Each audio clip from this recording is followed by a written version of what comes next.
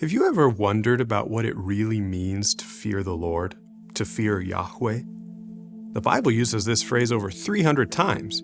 We read passages, especially in Proverbs, like, "The fear of Yahweh is the beginning of knowledge. Ignorant fools despise wisdom and discipline." And, "The fear of Yahweh is the beginning of wisdom, and knowledge of the Holy One is understanding." And, "The fear of Yahweh is the discipline leading to wisdom, and before glory comes humility." So we know that this fear of the Lord is something that's important if we have any interest in gaining knowledge or wisdom and avoiding the pitfall of foolishness. But what actually is this fear itself? Well, when we look at the Bible's teaching as a whole, we see that this fear of Yahweh isn't a frightening feeling of trepidation.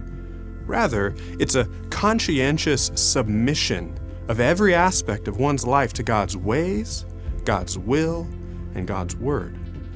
I think it would help for us to consider two fundamental characteristics of this fear of the Lord.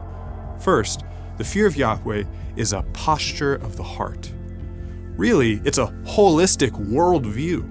To fear God is to intentionally submit to Him in full, to adopt His revelation as pure truth, and to think and operate in light of it. In the context of Old Testament Israel in Deuteronomy 10, we see that what does Yahweh your God ask from you but to fear Yahweh your God, to walk in all His ways and to love Him, and to serve Yahweh your God with all your heart and with all your soul, and to keep the commandments of Yahweh. To fear God, in other words, is to walk, serve, and keep. These are timeless principles that extend out even to us today. To walk, to habitually and consistently behave in such a way that's in alignment with all of God's ways. To serve, to devote yourself in a humble service to His purposes, and to keep, to heed God's prescriptions for practical behavior.